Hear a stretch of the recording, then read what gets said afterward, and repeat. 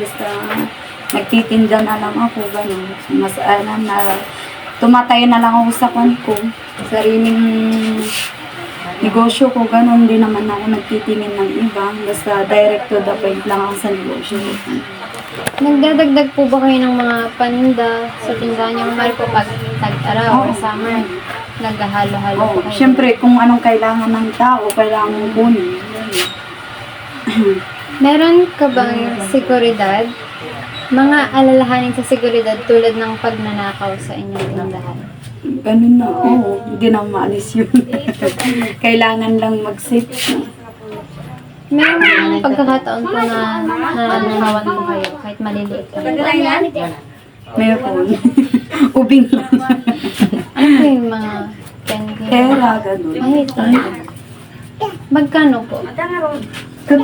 Kunting halaga lang. Mga 20 pesos po. 50, ganun. 100. Paano niyo po pinapamahalaan yung mga listahan ng paninda niyo po para maiwasan yung kakulangan or Bago ako bumili, nakalista na lahat. Tapos kino-compute ko kung magkano yung naibibili ko, gano'n. Hindi niyo po ba tinitigan kung ano po yung mabili na produkto? Tinitignan, syempre. Tapos yan po yung bibili niyo po. Ano po yung mga ginagawa niyo para makahikayat at mapanitili yung mga customer niyo po sa inyo? Syempre, pakikisama. Oo. Ano po? Yung pagbibili sila, tinatrato mo ng mabuti, gano'n. Ayun lang. Hindi po kayo nagbibigay ng discount or mga libreng produkto?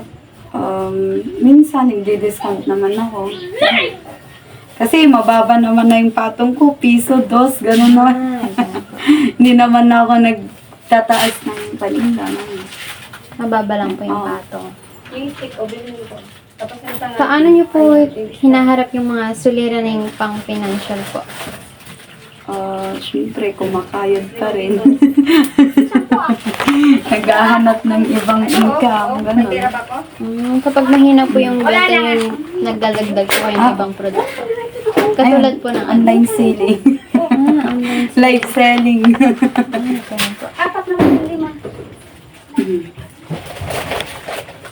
Maaari po ba kayong magbigay ng isang halimbawa ng matagumpay na estratehiyang ginamit mo upang malampasan ng isang problema or hamon po? Kunwari po, Kagaya ng paghanap buhay, gano'n. kapag mahina po yung benta niyo po, ganun. Ayun, naghanap ka ng ibang pagkakakitaan. Ayun, kaya dinadagdagan ko ng live selling. Kasi nga yung tindahan lang, walang naiipon. Pang-allowance lang sa kusina, ganun. Siyempre, maliit lang. Tapos sa looban naman. Ganun. Kaya pang-ulam, pang-kusina, ganun. Yan naman yung naitutulong niya, malaking tulong naman. Pero pag yung iniipon, wala. Kaya nagla-live selling ako para mayroon pang dagdag income. Ayun. Nung pandemya po, hindi po ba kayo nag-adjust sa presyo ng mga paninda Hindi niyo po? naman. Ganun pa rin. Kasi pag a-adjustan mo, kawawa naman lahat yung mga kapitbahay mo. Iniisip mo din yung Hindi naman lahat pare-pareho yung buhay. Hindi po ba kayo nalulugi? Hindi ka naman malulugi kasi meron ka namang nakukuha kahit papaano dun. Kahit konti lang. Po. Ano po yung mapapayo niyo sa isang taong nagbabalak magtayo ng sari-sari store po? Okay lang naman. Syempre, laban lang. Laban lang para sa buhay. Giyanig ka muna natin, anak. Nagkuhan. Magbigay ng magandang servisyo, di kay kontrolin ko yung mga utang ng mga Diska-diska. Mahirap mo naman nasa sasabihan yung isang tindahan. Siyempre, meron din sari-sarili tayong pag-iisip, diskarte. Nasa plano naman na nila yun. Siyempre, iba naman yung strategy ng isang tao, di ba? Kaya, siyempre, sa kanila na yun kung paano nila papatakbuhin naman yung negosyo nila. Diskarte. Ano po yung nagtulak sa inyo para magpatayo po ng sari-sari? Sarili ko lang kasi layo ng tindahan dito. Ayun lang. Tapos, kako, kahit papano, kahit pang kusina lang, makakatulong naman. Sige po. Yung kananak nagpakaan, dito na? Kapag magsisimula po ng sari-sari store, mapapayo niyo po ba na huwag tipirin yung puhunan? Ganun po. Siyempre, asawa ka naman yun. Depende naman sa kaya ng isang tao, diba? Meron yung malaking gusto mo na puhunan, meron naman yung ibang tulad ko na kung gusto mo lang yung maliit na puhunan, nasa sayo na yun kung yun lang yung i-record. Yun lang. Sabihin ko ng aba. Ikaw ka magtatanong. Going 2 years this year, no? Oh, Kailan po? Anong month? December 8, December 2023. 23? Oh, 24? Oh, go.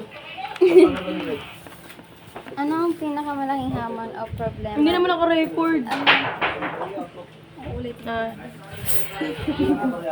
Ano ang pinakamalaking hamon o problema po na kinaharap niyo po sa pagpapatakbo ng inyong sari-sari store? Malaking hamon. Yung yung hindi mo mapiplease lahat ng taong bumili sa'yo kasi hindi lang ikaw yung nag-iisang merong tindahan dito. Ito po na sagot. Meron po ba kayong problema sa pag-control ng lista ng paninda po ninyo? Kung meron po, Anong pag-control? sa listahan po ng paninda nyo kung para maiwasan po yung kulangan or sobrang Meron ka stock. bang problema o pag-control ng inventaryo? Kung oo, maaari mo bang ipalawanag?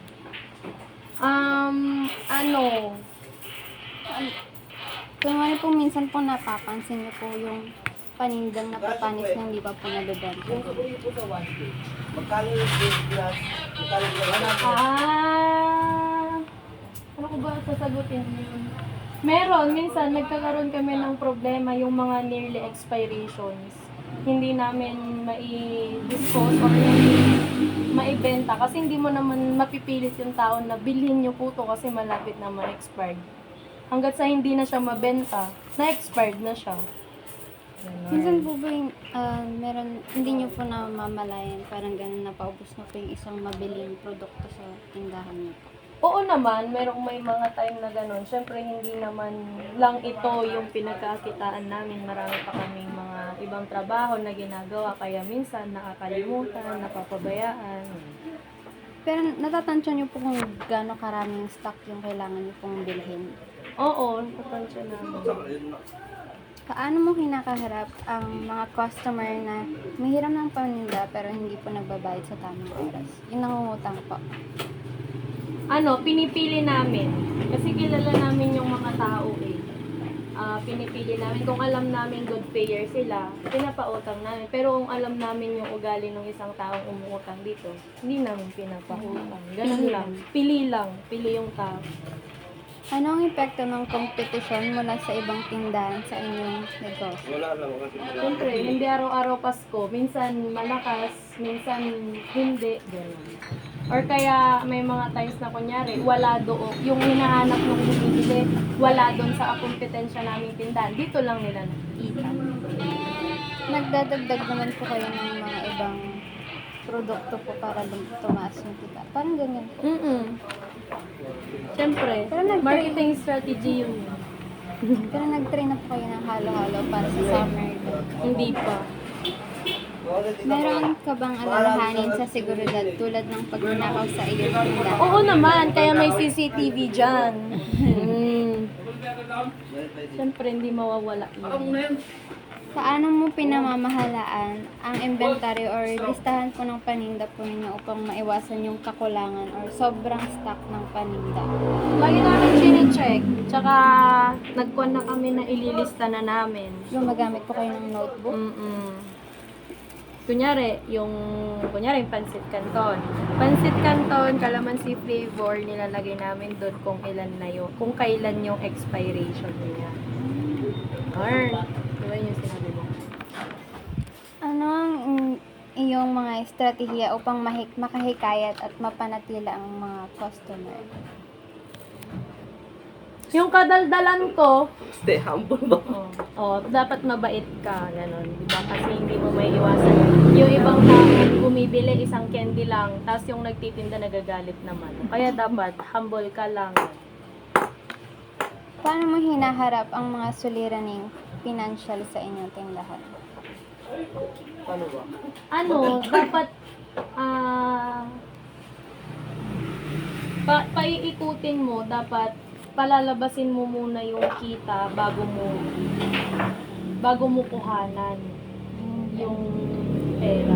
Saka dapat hindi mo kinukuhanan ng pang personal na perang gagamitin mo. Dapat pinapaikot mo yun para dadami ng dadami.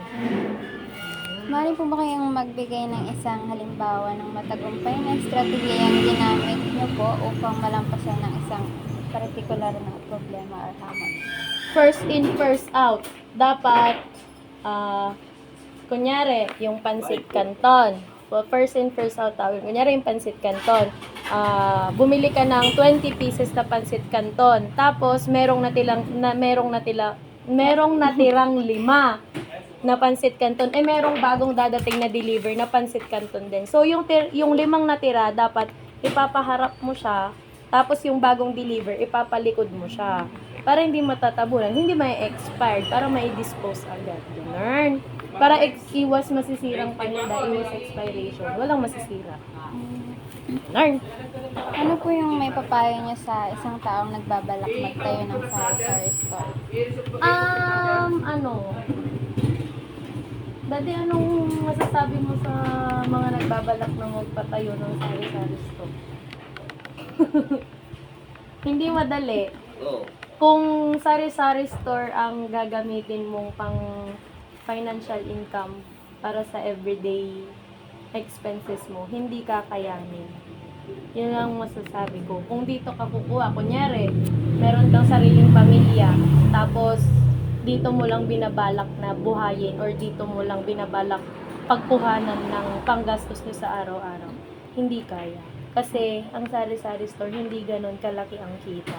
Kumikita lang kami sa isang item, kunyari dyan sa juice, 2 piso lang. Hindi kayang suportahan ng pang-financial na pamilya. Dapat, parang ano lang. Pang bili lang na. Pero kung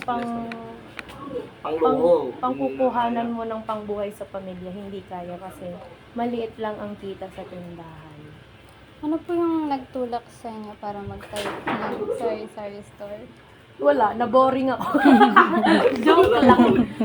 Oo, labori ko yung sa'yo tuloy. Nagtulak. Dagdag Kasi meron kaming savings na hindi namin alam kung saan gagamitin. 'Di ba? Much better na paiikutin mo yung piso kaysa sa 0, 'di ba? Ay, yun lang. Thank Thank you. you, Tina. Saan ko dito yung Pumirma ka din. Ito po yung pirma. name ko dito? Pangalan na lang niya. Sige. Doon pa yata dito binyon ako Ano to? Thesis to talaga? Thank you. Thank you. Thank you po.